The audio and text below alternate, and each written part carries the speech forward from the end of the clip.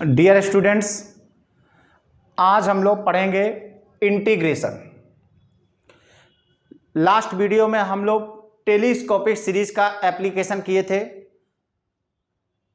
Telescopic series का application हम लोग इनवर्स ट्रिग्नोमेट्रिक फंक्शन में किए थे, ट्रिग्नोमेट्रिक फंक्शन में किए थे, फैक्टोरियल की प्रॉब्लम में किए थे और बाइनोमियल कोफिशिएंट के प्रॉब्लम में किए थे। अब हम लोग नया चैप्टर पढ़ रहे हैं इंटीग्रेशन। इंटीग्रेशन में जो भी हम पढ़ाएंगे उसमें थ्योरी पार्ट कवर नहीं करेंगे, सिर्फ प्रॉब्लम्स कराएंगे।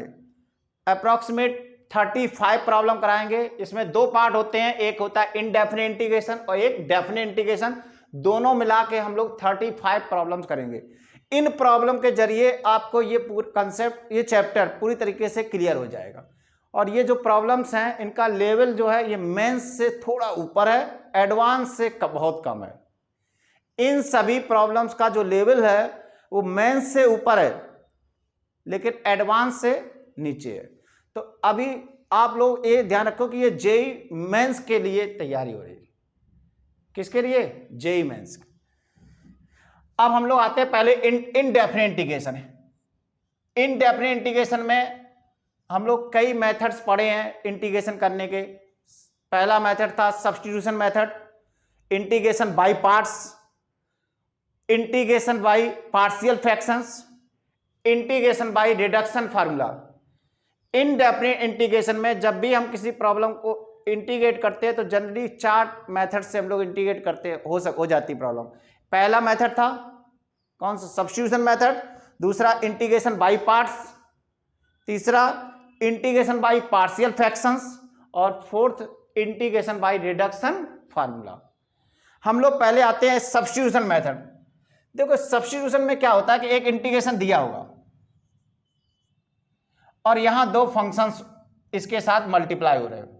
तो अगर मल्टीप्लाई हो रहे हैं तो हम लोग प्रोसेस में करते क्या, एक ऐसे फंक्शन को टी सब्स्टिट्यूट करते हैं, किसी एक ऐसे फंक्शन को टी सब्स्टिट्यूट करते हैं जिसका डेरिवेटिव dx के साथ मल्टीप्लाई हो रहा है, जिसका डेरिवेटिव dx के साथ मल्टीप्लाई हो रहा है। जैसे हमारे सामने अगर इस टाइप की प्रॉब्लम हो, fx अपॉन fx, या ये ऊपर f डैश x है, इंटीग्रेशन है f dash x dx upon fx।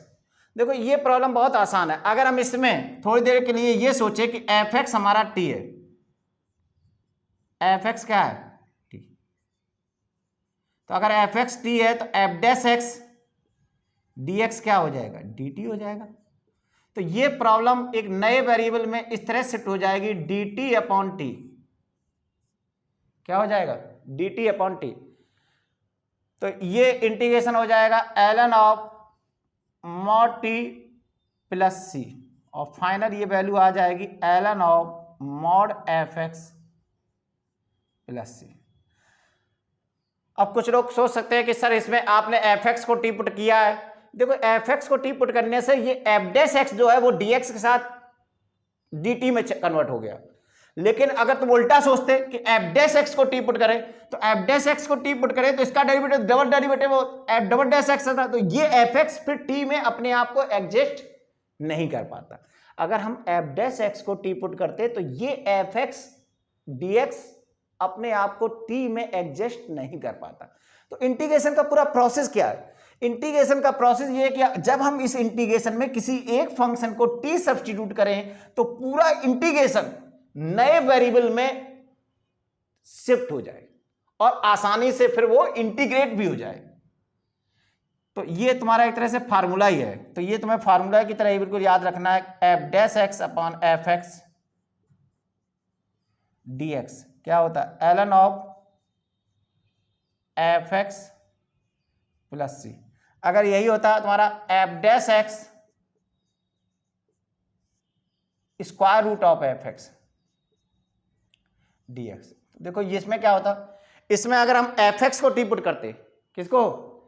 fx को t पुट करते तो f dash x dx dt में चलता, तो ये 1 by square root of t, और 1 by square root of t का इंटीग्रेशन क्या हो जाता है? t की पावर -1/2। तो ये हो जाता है fx का रूट और बाई 2 1/2 प्लस c, मतलब 2 टाइम्स रूट fx हो जाएगा। एफ एक्स प्लस सी, ये इंटीग्रेशन हो जाएगा। इसी तरह अगर तुम्हारा F x into F dash x D x होता तब क्या होता, ये कुछ इंटीग्रेशन तुमको करने का तरीका पता होना चाहिए। देखो इसमें भी एफ एक्स को टी पुट करेंगे, एफ एक्स को टी पुट करेंगे तो F dash x D x किस में चला जाएगा, डी टी में चला जाएगा। तो ये प्रॉब्लम हो जाएगा इसका इंटीग्रेशन एफ एक्स का होल स्क्वायर बाई 2 प्लस सी। यार इंटीग्रेशन में फार्मूले बहुत सारे होते हैं, हमें फार्मूला अभी सब लिखवाने के हम जरूरत नहीं समझ रहे, वो तुम्हें मालूम होंगे। बेसिक कंसेप्ट बताना चाह रहे हैं कि जब भी हम इंटीग्रेशन में कोई सब्स्टिट्यूशन करते हैं तो हमेशा उस फंक्शन को टी पुट करते हैं जिसका डेरिवेटिव dx के साथ मल्टीप्लाई। जैसे हम यहां पर आते हैं, हमारे सामने दो ln x upon x dx, हमें इस फंक्शन को इंटीग्रेट करना। तो देखो यहाँ dx के साथ दो फंक्शन मल्टीप्लाई, एक ln x एक 1/x। अब बताओ 1/x का डेरिवेटिव क्या है, 1/x का डेरिवेटिव ln x नहीं है, ln x का डेरिवेटिव 1/x है। तो हमेशा एक ऐसे फंक्शन को टी पुट करेंगे जिसका डेरिवेटिव dx के साथ मल्टीप्लाई। देखो जैसे यहाँ 1/x मल्टीप्लाई है dx का, तो इसमें क्या पुट करेंगे, ln x को t सब्स्टिट्यूट करेंगे। तो ये 1/x dx equal to dt हो जाएगा, और ये प्रॉब्लम देखो कन्वर्ट हो जाएगी क्या, t dt, और ये हो जाएगा t स्क्वायर बाई 2 प्लस सी, और t की वैल्यू रख देंगे तो ये ln x का होल स्क्वायर बाई 2 प्लस सी। ठीक है, सीधे अब हम लोग आते हैं सीधे प्रॉब्लम्स पर। ठीक है, फर्स्ट प्रॉब्लम पे आते हैं सीधे। प्रॉब्लम नंबर 1 पे आते हैं। एफ एक्स इस इंटीग्रेशन के इक्वल है, एफ ऑफ 0 0 है, और f1 1/k दिया है, k की वैल्यू फाइंड करनी है। तो सबसे पहले हमें इस इंटीग्रेशन को करना होगा। आप लोग इस प्रॉब्लम को पहले अटेम्प्ट कर लें सब लोग। ठीक है, एफ एक्स क्या दिया है, इंटीग्रेशन 5x की पावर 8 प्लस 7x की पावर 6 डिवाइडेड बाई, अगर हम टर्म्स को थोड़ा सही से लिख ले, पावर जो ज़्यादा है वो पहले लिख ले, 2x की power 7 plus x square plus 1 और ये स्क्वायर dx। देखो हम लोग इंटीग्रेशन जो स्टैंडर्ड मेथड इंटीग्रेशन करते हैं उसमें पावर 2 x पे पावर 2 3 4 से ज़्यादा नहीं किए होंगे, लेकिन इस प्रॉब्लम में x पे बहुत ज़्यादा पावर है, 8 है 6 है। जब भी इस तरह की बहुत ज़्यादा पावर हो तो समझ जाना है कि इसमें कहीं ना कहीं ये कंसेप्ट लग रहा होगा कि जो ये टर्म है और जो डिनोमिनेटर है, डिनोमिनेटर में किसी एक पार्ट को सब्स्टिट्यूट कर रहे होंगे t के इक्वल, और ये पूरा पार्ट dt में कन्वर्ट हो जा रहा है। जब इस तरह की बहुत ज़्यादा पावर हो तो तुम्हें हमेशा इस अप्रोच को अपनाना है कि डिनोमिनेटर में किसी पार्ट को हम सब्स्टिट्यूट करेंगे और ये पूरा पार्ट जाके dx के साथ मर्ज होके dt में कन्वर्ट हो जाएगा। क्या नॉर्मल तरीके से हो रहा है? अगर हम कुछ एडजस्ट ना करें फंक्शंस में पावर, तो क्या हो रहा है, क्या इस फंक्शन का ये डेरिवेटिव है? देखो यार, इस फंक्शन का ये डेरिवेटिव नहीं है, समझते चलना ध्यान से, कोई दिक्कत हो तो बताते रह रहा। इसमें इस फंक्शन का ये डेरिवेटिव है नहीं है, तो पहली प्रॉब्लम तो ऐसी होती है कि सीधे इसका ये ऊपर डेरिवेटिव होता तो मेरे लिए कुछ करना ही नहीं था, इस फंक्शन को टी पुट करें। लेकिन अगर ये इसका डेरिवेटिव नहीं है तो हम क्या करेंगे, दोनों फंक्शन को, इसको भी और इसको भी थोड़ा सेटिंग करेंगे, इस प्रकार से सेटिंग करेंगे कि इस फंक्शन का ये डेरिवेटिव बन जाए। अब ध्यान देना, एक बात ध्यान समझना, इस फंक्शन में कितने टर्म्स हैं, 2x की power 7 plus x square plus 1। अब यार सेटिंग करने में क्या करेंगे, कुछ x की पावर कॉमन लेंगे या डिवाइड करेंगे, यही करेंगे। इसको सेट, ऊपर की चिंता नहीं करें, इसको सेट करना है। तो इस प्रकार से सेट करेंगे कि x की कुछ पावर कॉमन लेंगे या कुछ पावर डिवाइड कर सकते हैं। तो अब बताओ, अगर हम इसमें x की पावर 10 से डिवाइड, मेरा मन करा कि नहीं हम x पावर 10 डिवाइड करें या x पावर 10 कॉमन लें, तो बताओ अगर हम x पावर 10 से डिवाइड करेंगे, ध्यान देना सब लोग, ध्यान सुनना, तो इसमें बताओ x के कितने टर्म्स आएंगे, 3 टर्म रहेंगे, तीनों टर्म x में रहेंगे। अब बताओ अगर ये 3 टर्म x के होंगे तो इसका डेरिवेटिव वही सेम पावर जो इसको डिवाइड किए हैं उसी पावर से इसको भी डिवाइड करेंगे। तो अगर यहां 3 टर्म x के हैं और यहां x के 2 टर्म है, तो क्या इस फंक्शन का कभी ये डेरिवेटिव बन सकता है? यार अगर इसमें 3 टर्म्स हैं x के और इसमें मात्र 2 टर्म है तो इसका ये डेरिवेटिव तभी बन सकता है जब इसमें एक टर्म कांस्टेंट हो। एक टर्म कैसा हो? कांस्टेंट। तो अगर हम इस पावर से डिवाइड करेंगे तो इसमें तीनों x के टर्म आएंगे, कांस्टेंट टर्म एक भी नहीं आ पाएगा। ध्यान देना, जब डिनोमिनेटर में 3 टर्म्स हो और न्यूमरेटर में 2 टर्म्स हो तो हमें यहां इस डिनोमिनेटर को इस प्रकार से x की पावर से डिवाइड करनी है कि इन तीनों में से एक टर्म कांस्टेंट जरूर होना चाहिए। क्यों ऐसा बोल रहे? इसकी वजह है कि एक टर्म जब कांस्टेंट होगा, जब इसका डेरिवेटिव करेंगे तो ये 2 टर्म आ जाएगा। तो ये x पावर 10 सही नहीं है। तो बताओ इसको किस पावर से डिवाइड करें कि एक टर्म कांस्टेंट बचे? तो यार एक तो x पावर 7 से डिवाइड कर सकते हैं। किससे? x पावर 7, या दूसरा किससे? एक्स स्क्वायर से। ध्यान देना, 2 ही पावर से डिवाइड कर सकते हैं, या तो x पावर 7 से डिवाइड करें या x पावर 2 से। इसकी वजह है हम चाह रहे हैं कि इस एक्सप्रेशन को जब भी किसी x की पावर से डिवाइड करें तो इसमें 3 टर्म हो, इसमें एक टर्म कांस्टेंट हो, जिसकी वजह से उन तीनों टर्म का डेरिवेटिव ये हो सके। अगर इसमें तीनों टर्म x के होंगे, तीनों टर्म x के होंगे तो इसका डेरिवेटिव कभी भी ये सेट नहीं हो पाएगा। तो समझ में आ गया? अब मेरे लिए बहुत आसान है, इसको 2 ही पावर मेरे सामने बची है, या तो x पावर 7 से डिवाइड कर दे या x स्क्वायर। तो हम पहला अटेम्प्ट मारते, हम x पावर 7 से इसको कॉमन लेते, डिवाइड करने में कॉमन लेते। तो बताओ x पावर 7 जब कॉमन लेंगे तो यहां कितना बचेगा? 2, यहां 1 बाई, देखो कितना बचेगा, ये x पावर 7 डिवाइड कर रहा तो ये बचेगा 1 बाई एक्स पावर 5 और ये प्लस 1 बाई एक्स पावर 7 का स्क्वायर। बाहर कितना आएगा? देखो x पावर 7 कॉमन लिए तो बाहर x पावर 14 आएगा। कितना आएगा? x power 14। इस x पावर 14 इसको दे दिए तो ये हो गया 5 बाई एक्स की पावर 6 प्लस इसको दिए तो कितना 7 बाई एक्स पावर 8 और ये पूरा dx। देखो ये अटेम्प्ट मारा, अगर इसमें काम नहीं चल रहा होता तो फिर अगला मेरा होता है एक्स स्क्वायर कॉमन लेते। तो फिलहाल हम देख रहे हैं क्या इसका ये डेरिवेटिव बन रहा है। इस पार्ट को देखो, let 2 plus 1 by x power 5 plus 1 by x की पावर 7 इक्वल टू टी। अगर हम इसको टी पुट करें तो इसका डेरिवेटिव देखो ये हो जाएगा -5 बाई एक्स की पावर कितना, ये कितना -5, डेरिवेटिव कर रहे हैं ध्यान देना, ये हो जाएगा 6। इसमें डेरिवेटिव करेंगे तो -7 बाई एक्स पावर 8, ये पूरा dx equal to dt। Derivative किए -5 ऊपर पावर होगी तो -5 बाहर आ जाएगा एक बार। हम देख रहे हैं कि ये कन्वर्ट हो रहा, तो ये पूरी प्रॉब्लम कन्वर्ट हो जा रही। देखो किसमें, दिस इंटू दिस, ये माइनस बाहर आ जाएगा तो -dt हो जाएगा अपॉन ये क्या हो जाएगा टी स्क्वायर। ठीक है, अब इसका इंटीग्रेशन कर लें तो इसका इंटीग्रेशन क्या हो जाएगा, 1 बाई टी स्क्वायर का क्या होता है -1 बाई टी, तो ये हो जाएगा आपका 1 बाई टी प्लस सी, और टी की जगह 1 अपॉन टी की जगह ये रख देंगे 2 प्लस 1 बाई एक्स की पावर 5 प्लस 1 बाई एक्स की पावर 7 प्लस सी। ये हमारा इंटीग्रेशन आ गया। ध्यान देना, तो एक तरह से कह सकते हैं इस इंटीग्रेशन की वैल्यू क्या आ गई, इस इंटीग्रेशन इसको सिंप्लीफाई करना है तो x पावर 7 से अगर मल्टीप्लाई करते हैं तो ये आ जाएगा x पावर 7 डिवाइडेड बाई यहाँ 2x की power 7 plus x square plus 1 और प्लस सी। ये मेरा fx आ गया। क्या आ गया? fx। अब f0 कितना दिया? 0। तो f0 0 कर देंगे, तो f0 जब 0 करेंगे यहाँ पर f ऑफ 0 इक्वल टू कितना 0, तो इसको करने से मेरा c निकल आएगा 0।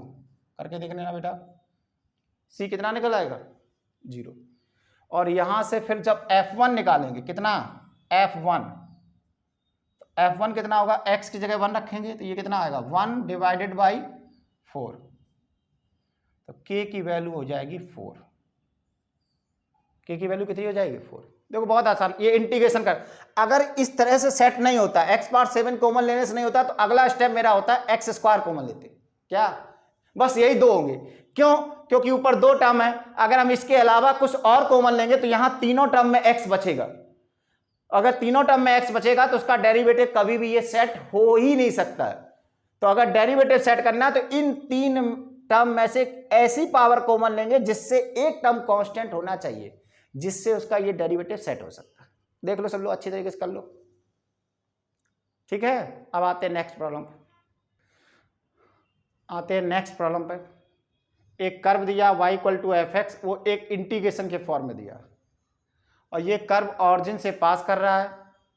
यार ये जब कोई कर्व दिया होता है इंटीग्रेशन के टर्म्स में, और वो कर्व किसी पॉइंट से पास कर रहा है, तो वो पॉइंट इसलिए दिया जाता है जिससे वो कांस्टेंट, इंटीग्रेशन कांस्टेंट की वैल्यू c कैलकुलेट हो सके, और बाद में हमें f ऑफ -1 कैलकुलेट करना है। तो सबसे पहला काम है हमारा इस इंटीग्रेशन को करना, x power 27 1 plus x square की पावर से।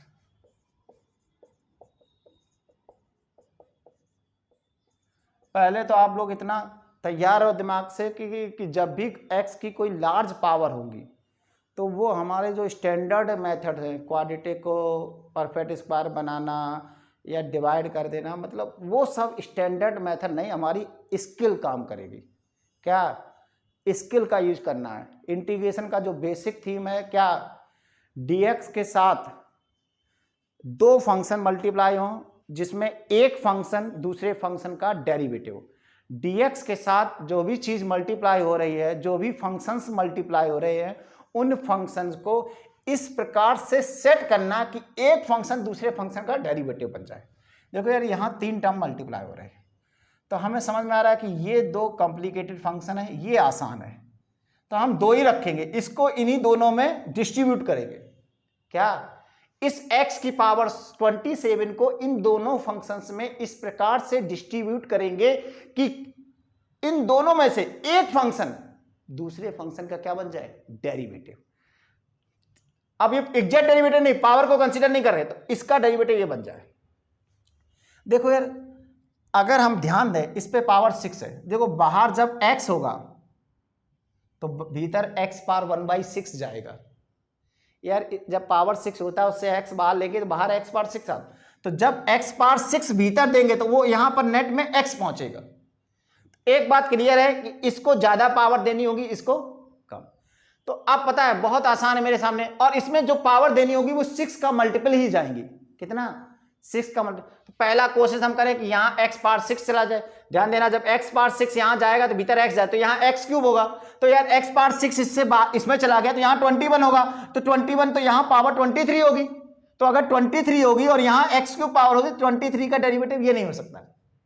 देखो एक बात समझना, इसका अगर ये डेरिवेटिव भीतर वाला पार्ट बन रहा तो इसमें पावर ज्यादा होनी चाहिए, इसमें पावर ज्यादा होनी चाहिए। नहीं, इसका अगर इस वाले पार्ट का ये डेरिवेटिव बन रहा, क्योंकि इस पे पावर 6 है तो कहीं ना कहीं इसका ये डेरिवेटिव बने, तो इसमें पावर ज्यादा होनी चाहिए, इसमें पावर कम होनी चाहिए। तो अगर हम इसमें x पावर 6 देंगे तो इसमें x क्यूब बनेगा, और बाकी इसमें तो बहुत ज्यादा हो जाए, तो इसमें 12 दो, 12 से भी काम नहीं चलेगा। जब हम इसमें x पावर 12 देंगे तो x पावर 12 देंगे तो भीतर तो 2 ही जाएगा, तो उसमें 4 होगा मैक्सिमम पावर, और इसमें बची हुई पावर 15 जाएगा, तो बहुत ज्यादा हो। 18 देंगे तो यहाँ 3 जाएगा, बचा हुआ 9 हो जाएगा।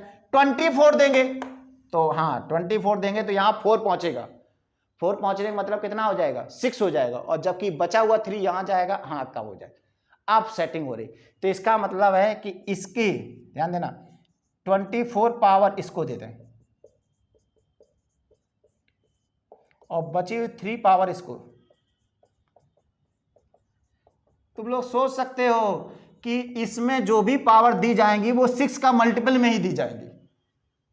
x पावर 6 देने से काम नहीं हो रहा था तो दे दिया, अब क्या होगा, ये भीतर जाएगा तो 4 बन के जाएगा, तो ये x पावर 4 हो जाएगा, और ये x पावर 5 हो जाएगा, ये x पावर 6 और ये पावर 6, और ये पूरा भीतर चला गया, तो कितना हो जाएगा 6x पावर 5 और ये 5x पावर 4 और ये 4x की पावर 3 dx। अब देखो कुछ समझ में आ रहा है, इसका देखो, इसको अगर fx माने तो ये f डैश x है। देखो सब लोग बेटा, अगर इसको fx माने तो इसका डेरिवेटिव क्या होगा, 4x cube plus 5x power 4 plus 6x power 5 dx equal to dt। तो पता है ये प्रॉब्लम बहुत आसान बन गई। लेट एक्स की power 4 plus x power 5 plus x की पावर 6 इक्वल टू टी। तो ये 6x की power 5, 5x power 4 plus 4x cube और ये dx, ये पूरा चला गया तुम्हारा dt में, और ये प्रॉब्लम हो गई कन्वर्ट t की पावर 6 dt। करके देखना बेटा, ये t, तो ये कितना हो जाएगा, इसका इंटीग्रेशन कर देंगे तो ये हो जाएगा t की पावर 7/7 प्लस c, और फाइनल ये इंटीग्रेशन आ जाएगा t की पावर 7। तो इसका मतलब t हमारा ये था, तो ये x power 4 plus x power 5 plus x power 6 की पावर 7/7 प्लस c, ये हमारा फंक्शन इंटीग्रेट हो गया। अब हम आते हैं अपनी प्रॉब्लम पे। तो यहाँ से अगर हम इसको अलग करते हैं, पहले सब लोग देख लो अच्छी तरीके से, क्लियर है? तो इस इंटीग्रेशन को अलग करते हैं। तो हमारा फंक्शन क्या आ रहा है, fx, x की power 4 plus x power 5 plus x power 6 की होल पावर कितना 7/7 प्लस c, और f0 कितना है 0, क्योंकि कर्व ऑरिजिन से पास कर रहा, तो यहाँ से हमारा c निकल आएगा, c 0 हो जाएगा। x इक्वल टू 0 पे f0 की वैल्यू 0 है तो c 0 हो जाएगा। तो f कितना निकालना, f ऑफ -1, तो f ऑफ -1 क्या हो जाएगा, ये 7 रहेगा, यहाँ -1 रखेंगे तो ये 1 हो जाएगा, ये -1, ये +1 और इसकी पावर 7, ये आ रहा है 1/7। कितना आ रहा है 1/7। बाकी कुछ करना नहीं था, इंटीग्रेशन मैन था, इंटीग्रेशन एक बार हो गया तो इस कर्व को ऑरिजिन से पास कर रहा है, इसका मतलब x इक्वल टू 0 पे y 0 होगा, वहाँ से c निकल आया, और f ऑफ 1 -1 निकालना, 1/7 आ जाए। ठीक है बच्चों, अब आते हैं नेक्स्ट प्रॉब्लम पे।